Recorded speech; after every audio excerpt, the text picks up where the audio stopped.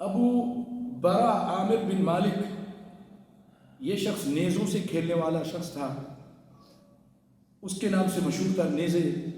نیزہ بازی کرتا ہوگا بہت زیادہ، اس کو نشانہ بازی آتی ہوگی، تو اس کو عربی میں کہتے تھے ملاعب الاسنہ۔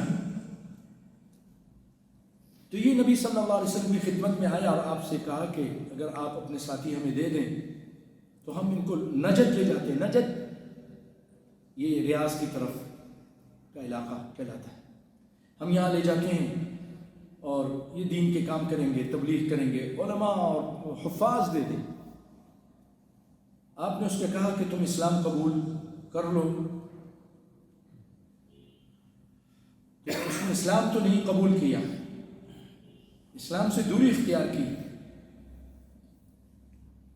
تو آپ صلی اللہ علیہ وسلم فرمایا مجھے پھر اپنے صحابہ پر خطرہ ہے، مجھے ڈر لگتا ہے۔ آپ کو احساس تھا، بہت احساس تھا اپنے صحابہ کرام کے لیے۔ اللہ نے رؤوف الرحیم کہا ہے، لقد جاءكم رسول من انفسكم عزيز عليه ما عنتم حريص عليكم بالمؤمنين رؤوف الرحیم۔ باپ سے زیادہ پیار کرتے تھے اپنے صحابہ کرام سے، ماں سے زیادہ۔ ایک تو اللہ پیار کرتا ہے اپنے بندوں سے، اور نبی صلی اللہ علیہ وسلم زمین پر اپنے صحابہ سے بہت پیار کرتے تھے کہ ان کو کوئی تکلیف نہ پہنچے۔ آپ نے کہا بھائی مجھے خطرہ ہے، تو اس نے کہا میری ذمہ داری، میری پناہ۔ نبی صلی اللہ علیہ وسلم نے ایک روایت میں کہ 40 اور بخاری کی روایت میں 70 کے قریب حفاظ قرآن صحابہ کرام کو بھیج دیا۔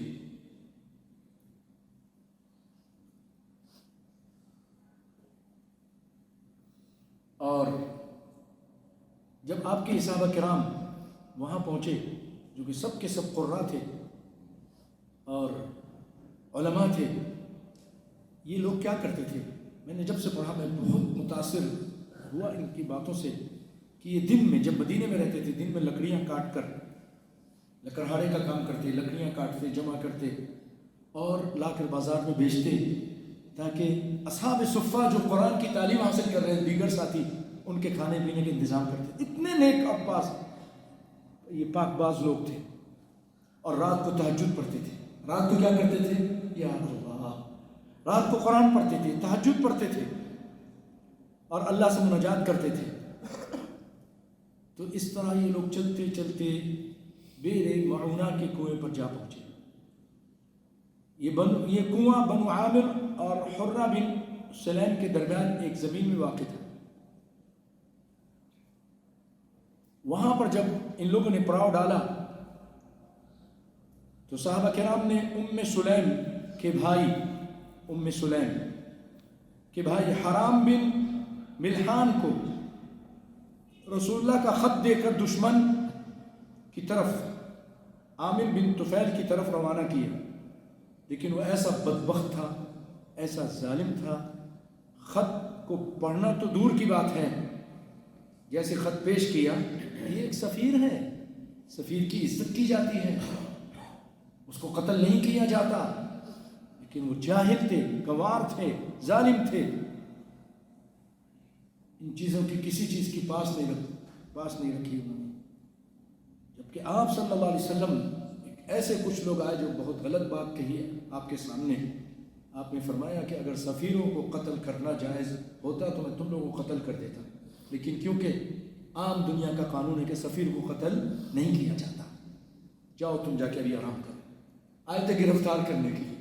ایک بات بتا رہا ہوں کہ نبی صلی اللہ علیہ وسلم دنیا کے عام قانون کا کتنا پاس رکھتے تھے، خیال رکھتے تھے، لیکن اس ظالم نے دھوکے سے اپنے ایک آدمی کو اشارہ کیا تو اس نے پیچھے سے حملہ کیا اور نیزہ مارا، جو نیزہ ان کے آر پار ہو گیا، اور حرام بن ملحان نے جب دیکھا کہ مجھے نیزہ لگا ہے پیچھے سے اور میرے آگے سے نکل گیا ہے اور میرے جسم سے خون نکل رہا ہے، تو گھبرانے کی بجائے کہتے اللہ اکبر، رب کعبہ کی قسم میں کامیاب ہو گیا، میں اللہ کے راستے میں نکلا تھا، دشمن نے مجھے مار دیا ہے، میں کامیاب ہو گیا۔ ان کی نظر تھی جنت کی طرف، اللہ اکبر۔ اس کے بعد فوراً ہی اللہ کے دشمن عامر نے باقی صحابہ کرام پر حملہ کرنے کے لیے اپنے قبیلہ بنو عامر کو آواز دی، مگر انہوں نے ابو برا کی پناہ کے پیش نظر آواز پر کان نہیں دھرا، بات نہیں مانی، کیونکہ ابو برا نے وہاں پر کہا تھا کہ میری پناہ ہے۔ ادھر سے مایوس ہو کر اس نے بنو سلیم کی آواز دی۔ بنو سلیم کے 3 قبیلے عصیہ، رعل اور ذکوان نے ان پر لبیک کہا اور جھٹ آ کر ان صحابہ کرام کا محاصرہ کر لیا، سیدھے سادے نہتے ان کا محاصرہ کر لیا۔ تو صحابہ کرام بھی پھر مجبور ہو گئے دفاع کرتے اور سب کے سب شہید کر دیے گئے۔ صرف سیدنا کعب بن زید بن نجار رضی اللہ تعالیٰ عنہ زندہ بچے، انہیں شہداء کے درمیان سے زخمی حالت میں اٹھایا گیا اور وہ جنگ خندق تک یعنی جنگ الاحزاب تک زندہ رہے۔ ان کے علاوہ مزید 2 صحابہ کرام عمر بن امیہ ضمری اور سیدنا منذر بن عقبہ بن عامر یہ زندہ رہے۔ اچھا ہاں، یہ جو دو جو زندہ رہے یہ اس وجہ سے کہ یہ اونٹ چرانے گئے تھے کہیں ساتھیوں کو چھوڑ کر، تو انہوں نے کیا دیکھا کہ جائے واردات پر چڑیاں منڈلا رہی ہیں۔ تو جب وہاں پہنچے پھر یہ بھی اپنے ساتھیوں کے ساتھ شریک ہو گئے دفاع کرنے میں اور وہ بھی شہید ہو گئے، اور عمر بن امیہ ضمری کو قید کر لیا گیا۔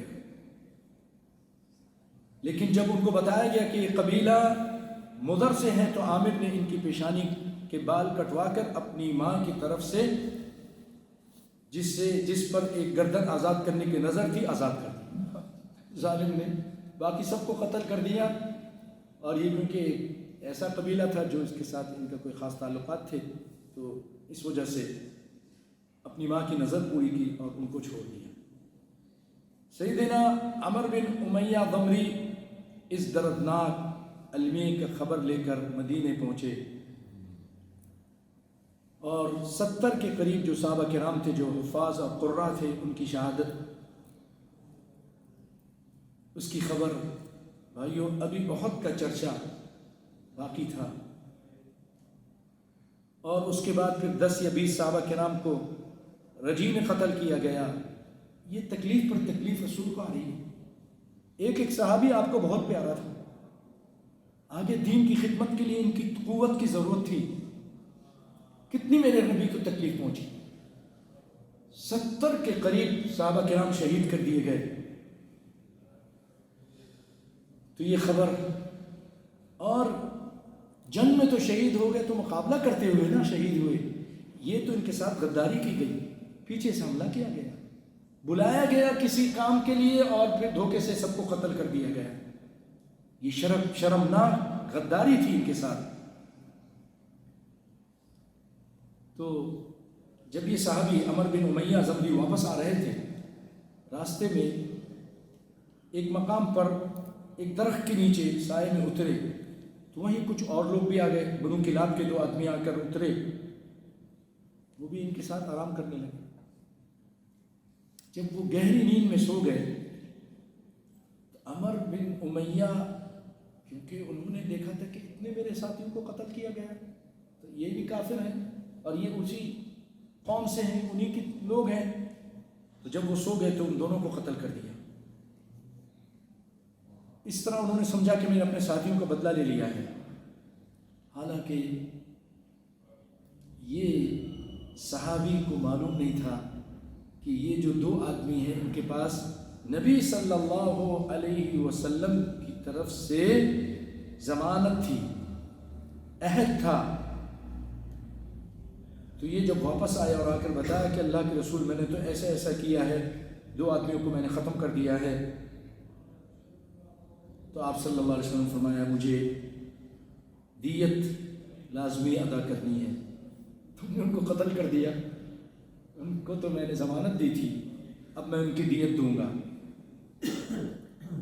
اور آپ صلی اللہ علیہ وسلم یہ جو بنو نذیر کا قصہ پچھلی دنوں ناچیز نے بیان کیا تھا، آپ نے نہیں سنا ہوگا.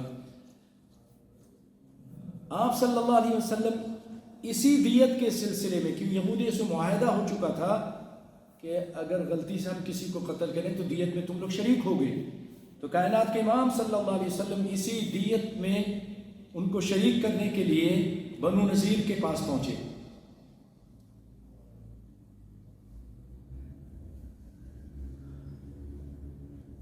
تاکہ ان سے دیت کو جمع کریں.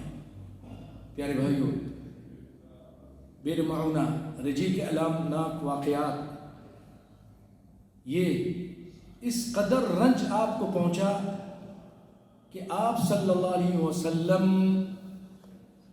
ایک مہینے تک ان پر بد دعا کرتے رہے. ایک مہینے تک ان قبائل پر بد دعا کرتے رہے. چنانچہ صحیح بخاری میں سیدنا انس سے مروی ہے کہ جن لوگوں نے آپ صلی اللہ علیہ وسلم کے صحابہ کو بیر معونہ پر شہید کیا تھا، آپ نے ان پر 30 روز تک بد دعا کی. آپ نماز فجر میں رعل، ذکوان، لحیان اور عصیہ پر بد دعا کیا کرتے تھے اور فرماتے تھے کہ عصیہ نے اللہ اور اس کے رسول کی معصیت کی. اللہ نے اس بارے میں پھر نبی پر قرآن نازل کیا جو بعد میں منسوخ ہو گیا. وہ قرآن یہ تھا کہ ہماری قوم کو یہ بتلا دو کہ ہم اپنے رب سے ملے تو ہم سے راضی ہے اور ہم اس سے راضی ہیں. یعنی صحابہ کرام جو شہید ہوئے تھے ان کے بارے میں آیت اتری تھی لیکن بعد میں منسوخ ہو گئی. اس کے بعد آپ صلی اللہ علیہ وسلم نے جب پتہ چل گیا کہ وہ لوگ اللہ سے راضی ہیں تو آپ صلی اللہ علیہ وسلم نے پھر اور لیس لک من الامر شیء یہ آیت بھی نازل ہوئی تھی. تو پھر آپ نے یہ ان کی جو بد دعا ترک کر دی تھی.